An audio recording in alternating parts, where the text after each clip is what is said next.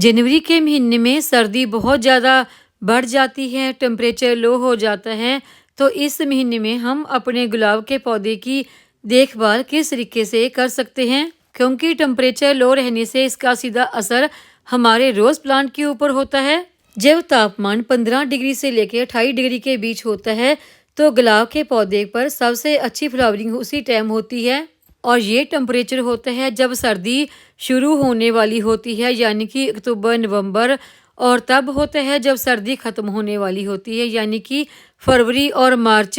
इन 4 महीनों में गुलाब के पौधे पर सबसे अच्छी फ्लावरिंग होती है।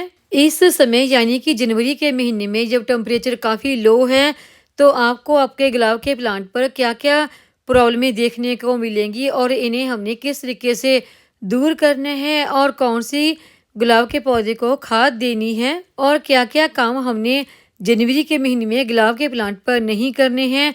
आज की हमारी वीडियो इसी के बारे में होने वाली है। नमस्कार दोस्तों, मेरे चैनल पर आप सबका स्वागत है।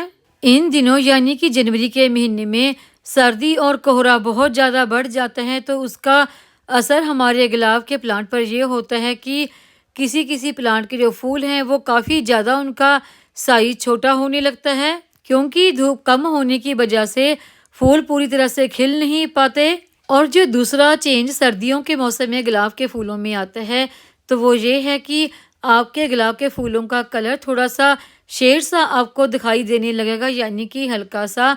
अगर वाइट कलर के फूल हैं इस तरह के, देखिए आपके रोज़ के, तो उसका जो कलर है हल्का सा पिंक सा, हल्का सा डल सा आपको दिखाई देने लगता है। लेकिन ये टेम्परेरी होते हैं, ज़्यादा सर्दी की वजह से होता है। लेकिन जैसे ही देखिए सर्दी कम होने लगती है, टेम्परेचर नॉर्मल होने लगता है, तो फिर से जो आपके प्लांट पर नए फूल आने लगते हैं, फिर से उनका कलर बिल्कुल सही हो जाता है और फूलों का साइज भी बड़ा होने लगता है। और जो रोज़ प्लांट के ऊपर तीसरा चेंज आता है सर्दी की वजह से, तो देखिए पौधों की पत्तियां इस तरह से पीली सी ब्राउन सी होने लगती हैं, पत्तियां गिरने लगती हैं। ये सब होते हैं जब धूप कम होती है और आपके गमले की मिट्टी सूख नहीं रही बल्कि उसमें लगातार मॉइस्चर बना रहता है। और ऊपर से देखिए कोहरा भी गिरने लगता है, जैसे कि इन दिनों तो बहुत ज़्यादा कोहरा गिर रहा है। ऐसी ब्राउन और पीली हो चुकी पत्तियों को आप निकाल दें, नहीं तो ये पत्तियां अपने आप ही जब गमले में गिरने लग जाती हैं तो धीरे धीरे ये मिट्टी में फंगस पैदा कर देती हैं, तो इससे हमारे प्लांट में भी फंगस लग जाती है।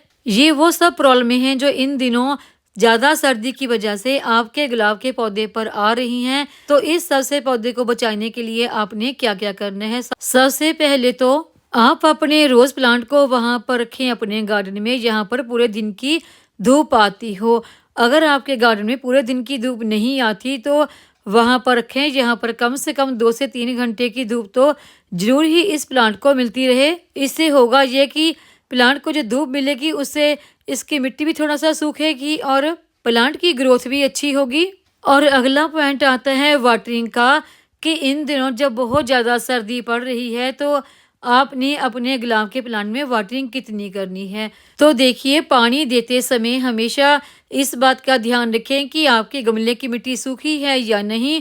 अगर आपके गमले की मिट्टी सूखी है तो थोड़ा सा गमले की मिट्टी की गुड़ाई करके देखें। अगर 2 से 3 इंच तक गुड़ाई करने के बाद गमले की मिट्टी में मॉइस्चर है तो वाटरिंग ना करें।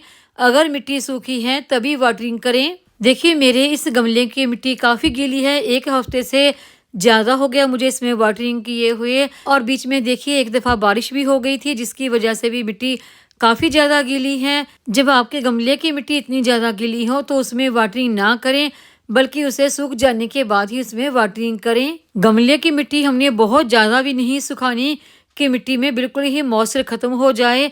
अगर बहुत ज़्यादा मिट्टी सूख जाएगी तो उससे भी हमारी पत्तियाँ पीली होकर झड़ने लग जाती हैं। बस मिट्टी को हमने बहुत ज़्यादा सुखाना भी नहीं और बहुत ज़्यादा गीला भी नहीं रखना। ऐसी मिट्टी हमारी होनी चाहिए कि मिट्टी में बस मॉइस्चर बना रहे।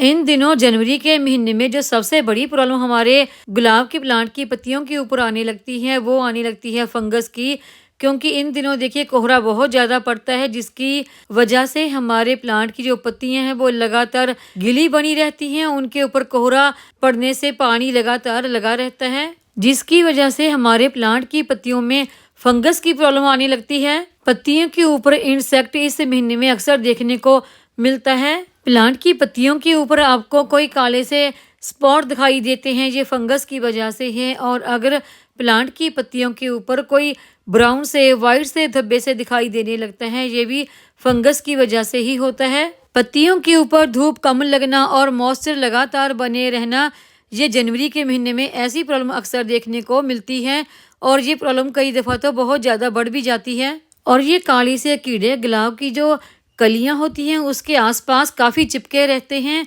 पूरा कलियों को ये घेर लेते हैं और उनको खिलने नहीं देते। गुलाब के पौधों को इस फंगस से, काले कीड़ों से बचाने का एक ही तरीका है कि जिन पत्तियों के ऊपर फंगस लगी है उन पत्तियों को निकाल दें ताकि ये फंगस और आगे आगे फैले नहीं। और पौधे को फंगस से बचाने का अगला तरीका है कि आप किसी न किसी फंगीसाइड का स्प्रे भी कर सकते हैं। अगर फंगीसाइड आपके पास नहीं है तो उसकी जगह पर आप बेकिंग सोडे का भी इस्तेमाल कर सकते हैं। उसके लिए आप 1/4 चम्मच बेकिंग सोडे को 1 लीटर हल्के से गुनगुने पानी में डालकर उसका रोज प्लांट की पत्तियों के ऊपर स्प्रे भी कर सकते हैं। ये स्प्रे आप 3 से 4 दिन लगातार अपने रोज प्लांट की पत्तियों के ऊपर कर सकते हैं। बेकिंग सोडा नेचुरल फंगिसाइड और इंसेक्टिसाइड दोनों का ही काम करता है। ये हमारे पौधे को फंगस से भी बचाएगा और कीटों से भी रक्षा करेगा। प्लांट के ऊपर इसके स्प्रे से जितने भी कीट लगे हैं वो सब दूर हो जाते हैं। आपके प्लांट की पत्तियों के ऊपर कोई भी फंगस लगा है, कीट लगे हैं, उसे ऐसे ही ना छोड़ें। ऐसे छोड़ने से वो काफ़ी ज़्यादा बढ़ जाते हैं, प्लांट आपका खराब भी हो जाता है। तो आप प्लांट की पत्तियों के ऊपर किसी ना किसी फंगीसाइड का स्प्रे जरूर करें। अगर एक बार में कम फर्क लगता है तो दोबारा फिर से रिपीट जरूर करें। पहली बार स्प्रे कर रहे हैं तो फंगीसाइड की मात्रा कम रखें, दूसरी बार थोड़ी सी बढ़ा सकते हैं। अब बात करते हैं कि सर्दियों में हमने अपने गुलाब के पौधे को कौन सी खाद देनी है। तो उसके लिए देखिए, आप किसी भी हैवी फर्टिलाइजर का इस्तेमाल ना करें। हैवी यानी कि केमिकल वाली फर्टिलाइजर का इस्तेमाल ना करें। जितना ज़्यादा से ज़्यादा हो सके आप कोई भी ऑर्गेनिक खाद जैसे कि गोबर की खाद, वर्मी कंपोस्ट या फिर किचन वेस्ट से तैयार खाद का रोज प्लांट पर इस्तेमाल कर सकते हैं।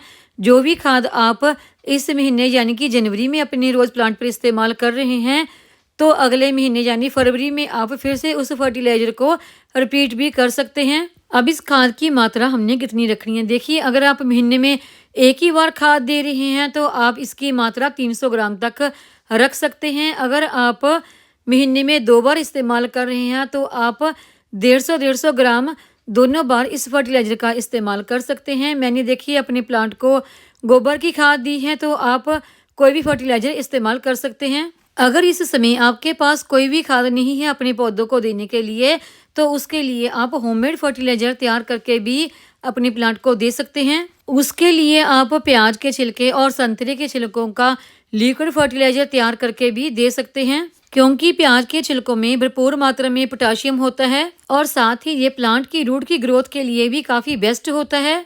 और इसके इस्तेमाल से हमारे प्लांट को नाइट्रोजन की भी भरपूर मात्रा मिल जाती है और साथ ही कीड़े मकोड़े भी प्लांट से दूर रहते हैं। संतरे के छिलके और प्याज के छिलकों की इस लिक्विड फर्टिलाइजर को पानी मिक्स करके आप 1 रात के लिए छोड़ दें और दूसरे दिन आपकी फर्टिलाइजर तैयार हो जाती है। 1 रात के लिए छिलकों को सोख करके रखने के बाद हमारी फर्टिलाइजर तैयार है प्लांट को देने के लिए। ये लिक्विड फर्टिलाइजर आप हर 10 दिन के बाद अपने गुलाब के पौधे को दे सकते हैं। अगर आपके पास देखिए संतरे के छिलके कभी घर में ना हो तो इसकी जगह पर आप प्याज के छिलकों में चाय पत्ती मिक्स करके भी दे सकते हैं। इस खाद के इस्तेमाल से प्लांट की ग्रोथ भी अच्छी होती रहेगी और चाहे कितनी भी सर्दी क्यों ना पड़े आपके रोज प्लांट के ऊपर फूल भी खिलते रहेंगे।